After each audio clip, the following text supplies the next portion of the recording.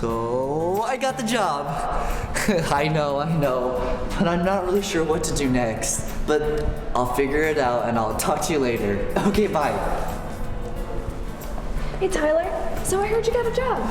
Yeah, I'm really excited, but I'm not really sure what to do next. Oh, well, I've had my job for about 2 years now, and I can admit it can be pretty scary at first. There's a lot of information that you'll need to be aware of, like direct deposit forms, policies and procedures, and other information that will be useful to your employment here at Southeast.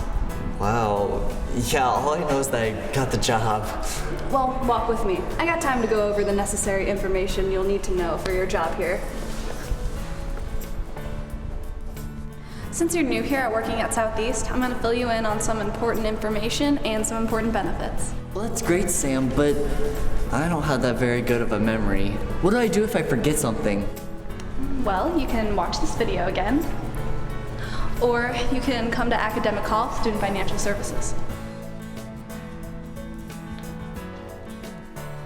There are two types of student employment, regular and federal work study. Students that are eligible for work study will see this award on their award letter.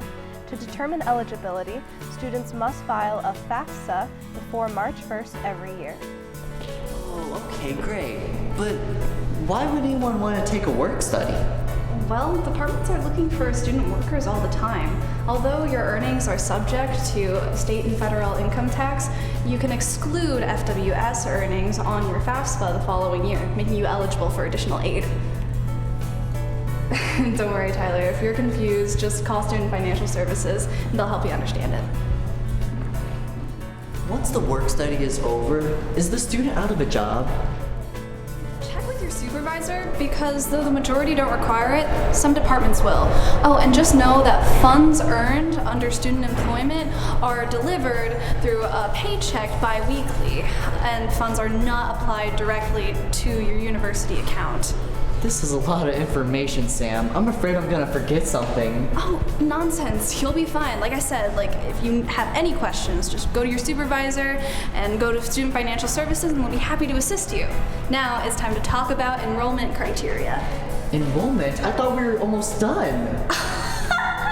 No, not even close.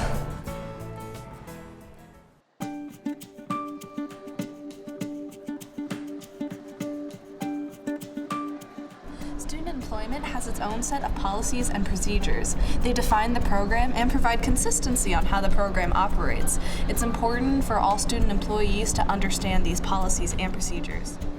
Oh, is that like how a student must remain enrolled in a certain number of hours each semester to be eligible for campus employment? Exactly. Enrollment requirement at the university is dependent on student status. Citizen is 6 hours. International undergraduate is 12 hours. International graduate is 9 hours. And international graduate assistant is 6 hours. What if a student doesn't meet these requirements? Are they out of a job? Students not meeting the enrollment criteria can continue working in certain circumstances.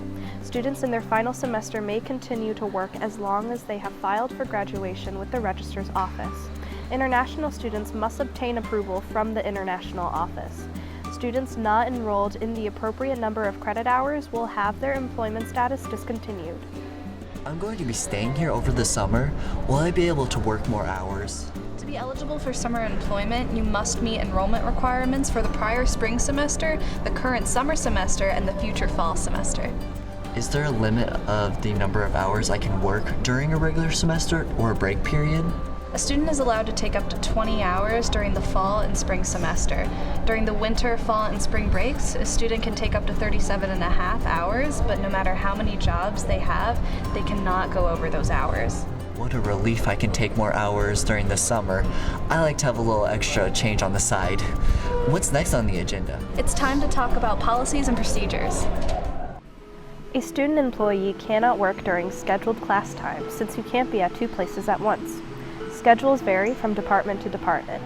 Some positions are Monday through Friday, 8 to 5, while other positions require overnight and weekend hours. Other positions allow students to set their own schedule. You will need to discuss your schedule flexibility with your supervisor. Don't work when I have class. Got it. Oh, what about breaks? Do I get a break? Yes, you get breaks. Every 4 hours that you work, you get a 15-minute break. And every 8-hour shift that you work, you get 2 15-minute breaks and a 30-minute lunch. All breaks are unpaid though, and anytime you want to take a break, make sure you take it up with your supervisor. Do students get unemployed pay or sick days? Student employees do not get unemployment benefits or sick leave. They also don't get paid vacation or paid holiday. And you can't work in excess of 40 hours, and you can't be under the supervision of a family member. Oh, make sure to never bring your homework into work. Well, I would never ever do that. And student employees may be asked to sign a confidentiality agreement. It is important for students to know that any information that they hear or see inside the office is to be kept confidential and not be repeated outside the office. The Family Educational Rights and Privacy Act of 1974 is a policy that requires information to be kept confidential. What if someone gets injured on the job? If a student employee gets injured on the job, then they must notify their supervisor regardless if they need medical attention. Once the supervisor is notified, then they're going to report the injury to Human Resource Management. Then any treatment is going to be approved through the Human Resource Office. Any treatment associated with the injury is going to be covered through workers' comp. So this is all we have to talk about, right? Nope, now we're going to talk about good habits at work.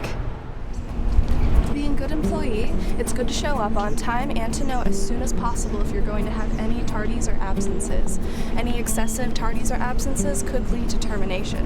And dress policy varies from department to department depending on your position, but dress code should not be revealing or offensive. Well, I got a job answering the telephone. Got any tips? Oh, sure. Instead of saying Southeast Admissions, say, "Thank you for calling Southeast Admissions. My name is Tyler. How may I help you?" Good idea. Anytime. Just know since you're working for Southeast, you're required to finish all assignments on time and in a satisfactory manner. Treat all employees in a respectful manner, arrive on time, and tell your supervisors if you're going to be tardy or absent. Refrain from conducting any personal business while working and report all hours accurately and on time. Oh, I hate this hill. What do I do if I want to end my employment? Let's talk about that in a more comfortable setting.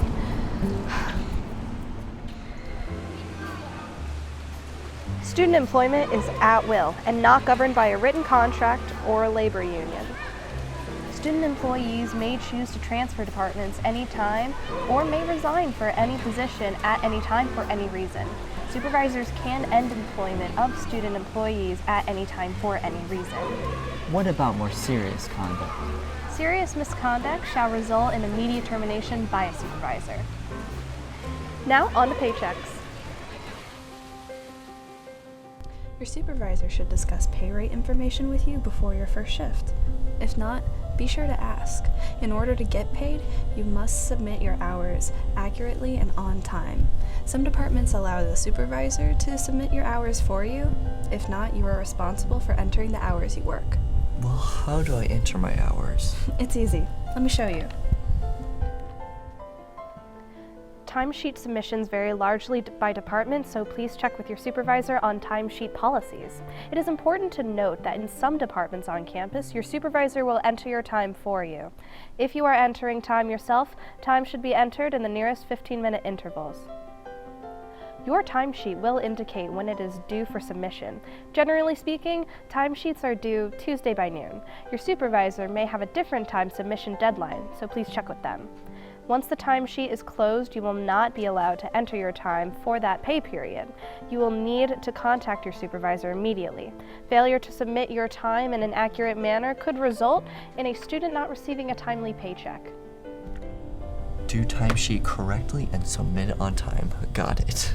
And I strongly encourage that you submit your timesheet immediately after your shift. When should I be expecting my paycheck? Checks are paid bi-weekly by either a paper check or direct deposit. The direct deposit can be transferred through a savings or a checking account. This can be set up initially at the start of employment with the university, or it could be added later. If you ever have any questions, just read the handbook or contact Student Financial Services. Will I get one paycheck or multiple paychecks if I happen to have several on-campus jobs? With multiple jobs, you will receive one paycheck, and students are subject to payroll taxes. There are 4 types of taxes: federal, state, FICA, and Medicare. Federal and state taxes depend on W-4 exemptions, while FICA and Medicare depend on enrollment status. During any period in which there is a break in enrollment, a student may be charged FICA. Let's say I switch banks. Will I still have to fill out a new deposit form? Of course. With new banking information, a new direct deposit form will need to be completed. If there is a change in name or exemption, then a new tax form will need to be completed. The amount of taxes taken out of a check would vary from student to student based on the information submitted on the W-4 forms. Oh, okay. I think I got it. What's next? Oh, we're almost done. This is a lot of stuff we talked about today, Sam. I'm not sure if I'm going to be able to remember it all. Oh, well, it does seem like a lot of information at first, but I promise it's really easy. And if you have any questions, just come to Academic Hall at Student Financial Services or ask your supervisor. Just remember that you represent Southeast by working here, so be sure to act like it. I will. I think I'm ready for my new job here at SEMO. Good luck to you.